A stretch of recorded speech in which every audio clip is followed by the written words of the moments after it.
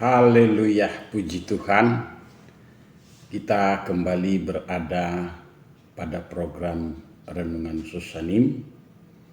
Dan sebelum kita memulainya, mari kita satukan hati kita untuk berdoa terlebih dahulu. Ya Tuhan Allah, Pencipta langit dan bumi yang maha besar, maha kuasa, maha berdaulat, mulia dan adillah Engkau ya Tuhan, penuh kasih sayang bagi kami umat yang percaya kepadamu. Terima kasih waktu dan kesempatan ini Engkau berikan lagi bagi kami untuk mendengar renungan firman-Mu. Tuhan beri hikmat bagi kami, mengurapi setiap hati kami. Pikiran kami Engkau sucikan dan kuduskan dan layakkan kami menerimanya. Kami mengucap syukur dalam nama Tuhan Yesus Kristus. Haleluya. Amin. Puji Tuhan, jemaat Tuhan, kita melihat pembacaan ayat firman Allah yang menjadi bekal dalam perjalanan hidup kita. Beberapa hari ke depan ini kita akan merayakan Jumat Agung dan Paskah. Ya, tentunya yang memiliki peran utama di dalam momentum ini, momentum peringatan tentang apa yang telah diselesaikan oleh Yesus Kristus sebagai suatu rencana dan kehendak dari Tuhan Sang Pencipta langit dan bumi, Allah yang kita sembah. Maka Kristuslah satu-satunya yang menjadi solusi bagi orang percaya, orang yang berdosa, kita semua. Puji Tuhan, kita melihat pada momentum ini, saudara yang dikasihi Tuhan, berhubungan dengan kehidupan perjalanan kekristenan kita ini, maka kita tidak bisa lepas dari jangkauan, tidak bisa keluar dalam lingkungan yang sudah dibuat dan direncanakan oleh Allah itu sendiri, bahwa kita sudah ada di dalam Kristus Yesus melalui darahnya yang telah tercurah di atas kayu salib. Dan oleh sebab itu kita harus bersyukur memiliki, mengenal, dan lebih dalam mengenal, memahami, dan telah menerima keselamatan dari Kristus Yesus Tuhan kita. Untuk itu kita akan merenungkan sedikit tentang bagaimana peran Kristus Yesus Kristus sendiri melalui pemaknaan daripada darahnya yang telah tercurah untuk saudara dan saya. Untuk itu kita akan melihat di dalam pembacaan firman Allah di dalam Roma, suratan Paulus, di dalam Roma pasalnya yang ketiga. Kita akan melihat terlebih dahulu ayat yang ke-25. Di sana berbunyi demikian firman Allah: Kristus Yesus telah ditentukan Allah menjadi jalan pendamaian karena iman dalam darahnya. Hal ini dibuatnya untuk menunjukkan keadilannya, karena ia telah membiarkan dosa-dosa yang telah terjadi dahulu pada masa kesabarannya. Lalu kita akan melihat di dalam Efesus pasalnya yang kedua. Kita lihat Efesus pasal yang kedua ayat yang ke-13 di sana. Efesus 2 ayat yang ke-13. Tetapi sekarang di dalam Kristus Yesus, kamu yang dahulu jauh sudah menjadi dekat oleh darah Kristus. Lalu kita lanjut lagi di dalam 1 Petrus pasal yang pertama. 1 Petrus pasal yang pertama, kita akan melihat pada ayat yang Kedua, yaitu orang-orang yang dipilih sesuai dengan rencana Allah Bapa kita dan yang dikuduskan oleh Roh supaya taat kepada Kristus, Yesus Kristus, dan menerima percikan darahnya. Kiranya kasih karunia dan damai sejahtera makin melimpah atas kamu. Jadi kita melihat dan kita mengambil intisari daripada ayat-ayat ini untuk keberadaan, untuk posisi orang percaya. Nah, untuk makna yang sangat luar biasa, yang mendatangkan makna yang sangat luar biasa bagi orang yang percaya. Nah, saudara yang dikasihi Tuhan, jadi intinya adalah tentang bagaimana dahsyatnya, bagaimana luar biasanya pemaknaan daripada darah Kristus Yesus itu. Dalam momentum kita menyambut Jumat Agung Paskah itu sendiri, maka kita harus lebih dalam lagi memahami, mengerti tentang pemaknaan darah Kristus yang diperuntukkan bagi orang-orang yang mau menerimanya, bagi orang-orang percaya. Dalam hal ini adalah saudara dan saya. Nah, saudara yang dikasihi Tuhan, lalu kita melihat makna-makna yang sangat dahsyat, yang luar biasa, yang terkandung di dalam Kristus. Saudara, kita mungkin tidak mengenal bahasa atau kata surgawi kalau kita tidak mengalami penebusan oleh darah Kristus. Nah, untuk itu saudara yang dikasihi Tuhan, pemaknaan yang pertama yang akan kita lihat di sini adalah darah Kristus. Maknanya yang pertama adalah membuka pintu surga. Di dalam Ibrani pasal yang ke-9 kita melihat di sana, Ibrani pasal yang ke-9 kita akan melihat pada ayatnya yang kedua dikatakan sebab ada dipersiapkan suatu kemah, yaitu bagian yang paling depan, dan di situ terdapat kaki dian dan meja dengan roti sajian. Bagian ini disebut tempat yang kudus. Di belakang tirai yang kedua terdapat suatu kemah lagi yang disebut tempat maha kudus. Tempat yang maha kudus. Saudara, kita sebagai orang percaya, kita berulang kali membaca ayat ini. Saya yakin dan percaya itu. Bahkan kita telah mendapatkan dari pelajaran-pelajaran Alkitab, pendalaman-pendalaman Alkitab sebelumnya.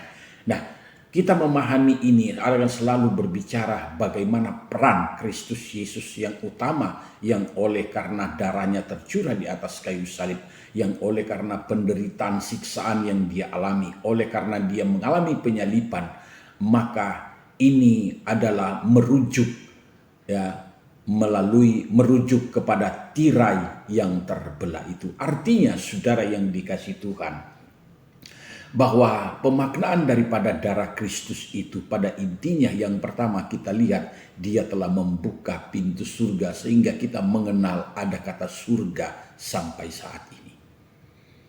Sehingga kita tahu surga itu ada dan kita dapat masuk di dalamnya hanya melalui penebusan, pelepasan yang oleh darah Kristus bagi saudara dan saya yang sudah mengalami. Nah, jadi saudara yang dikasihi Tuhan, kalau kita lihat di dalam perjanjian lama, kalau darah Habel menuntut pembalasan, maka darah Kristus mengampuni dan membawa pelepasan bagi orang percaya dan menghantarkan kepada kerajaan surga. Darah Kristus tidak menuntut pembalasan, tetapi darah Kristus adalah memberikan pengampunan dan pelepasan bagi orang-orang berdosa yang mau menerimanya sebagai Tuhan dan Juru Selamat. Kedua, pemaknaan darah Kristus adalah memperdamaikan manusia dengan Allah Bapa, Tuhan Sang Pencipta langit dan bumi. Nah, saudara yang dikasihi Tuhan, kita melihat di dalam satu ayat di dalam Injil Matius pasalnya yang ke-27, ayat yang tidak asing bagi kita.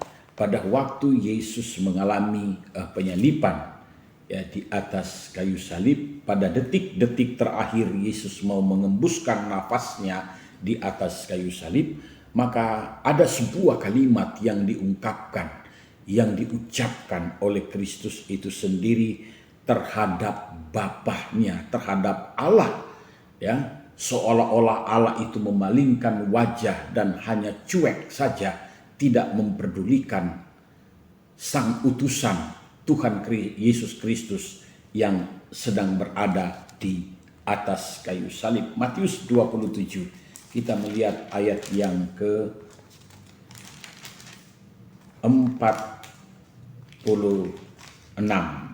Nah, dikatakan di sana, kira-kira jam 3 berserulah Yesus dengan suara nyaring, Eli, Eli, lama sabachthani, artinya, Allahku, Allahku, mengapa engkau meninggalkan aku?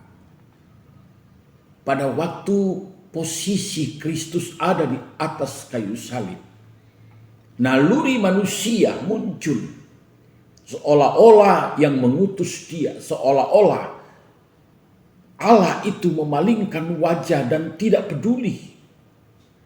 Tidak ada pertolongan yang datang. Saudara yang dikasihi Tuhan, artinya apa? Kristus mengambil alih tentang apa yang harus kita alami, tentang apa yang harus kita tanggung. Jadi teriakan Eli, Eli, Eli, ya, di sana dikatakan di dalam ayat ini, lama sabachthani, artinya Allahku, Allahku, mengapa engkau meninggalkan aku? Seolah-olah Tuhan sang pencipta langit dan bumi, seolah-olah Bapa lepas tangan.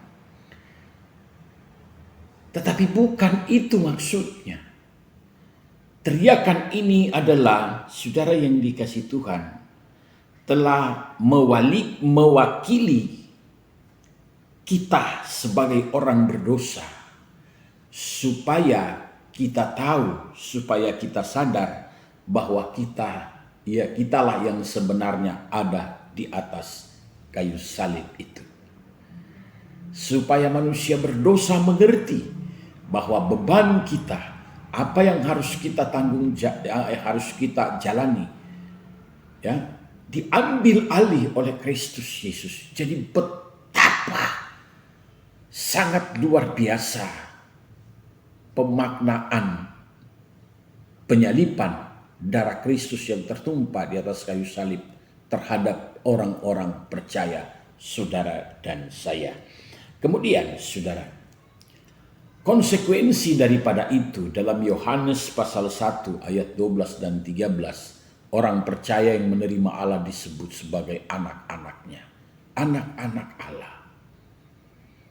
Lebih lanjut lagi di dalam Roma, saudara yang dikasihi Tuhan, kita kemudian dapat berseru memanggil ya Aba, ya Bapa. Kita menjadi anak-anak Allah di hadapannya, yang oleh karena peran darah Kristus Yesus. Kemudian yang ketiga, makna yang ketiga adalah penghapusan dosa. Dalam Efesus 1 ayat 7, 1 Petrus 1 ayat 18 sampai dengan 19. Nah, kita sering kali membaca ayat-ayat itu, mungkin sudah tertera dan tertancap terus, ya, dan sudah berada tersimpan di dalam memori kita masing-masing, ya, bahwa pemaknaan yang luar biasa adalah penghapusan dosa. Nah, itu sebabnya kita harus bersyukur kepada Tuhan. Dan yang kemudian yang berikut adalah darah Kristus. Pemaknaan darah Kristus adalah tentang kepastian kemenangan atas dosa dan maut. Nah, dalam Wahyu pasalnya yang ke-12, kita lihat ayat di sana. Wahyu pasal 12 ayatnya ayat Wahyu 1, Wahyu 12 ayat 10. Wahyu 12 ayat 10 Dan aku mendengar suara yang nyaring di surga berkata, sekarang telah tiba keselamatan dan kuasa dan pemerintahan Allah kita dan kekuasaan Dia yang diurapinya, karena telah dilemparkannya ke bawah pendakwa saudara-saudara kita yang mendakwa mereka siang dan malam di hadapan Allah kita, dan mereka mengalahkan Dia oleh darah anak domba. Makna darah anak domba Kristus Yesus adalah memberikan kepastian kemenangan bagi hidup saudara dan saya sebagai orang yang percaya. Dan yang terakhir, makna darah Kristus adalah membentuk dan mempersatukan anggota keluarga orang-orang percaya untuk ada di dalam kerajaan surga dan mempersatukan keluarga kita masing-masing. Tuhan Yesus memberkati. Kita berdoa. Terima kasih Tuhan untuk pada malam hari ini firman yang kami telah terima, kiranya menjadi bekal dalam perjalanan hidup kami. Berkati kami semua jemaat Susanim yang ada, hamba-hambamu. Tuhan Yesus memberkati dan mengurapi selalu kami, selalu ada dalam perlindungan. Kami mengucap syukur dalam nama Tuhan Yesus Kristus. Haleluya. Amin. Puji Tuhan, salam sehat dan sukses di dalam perlindungan Tuhan Yesus Kristus. Haleluya, terima kasih.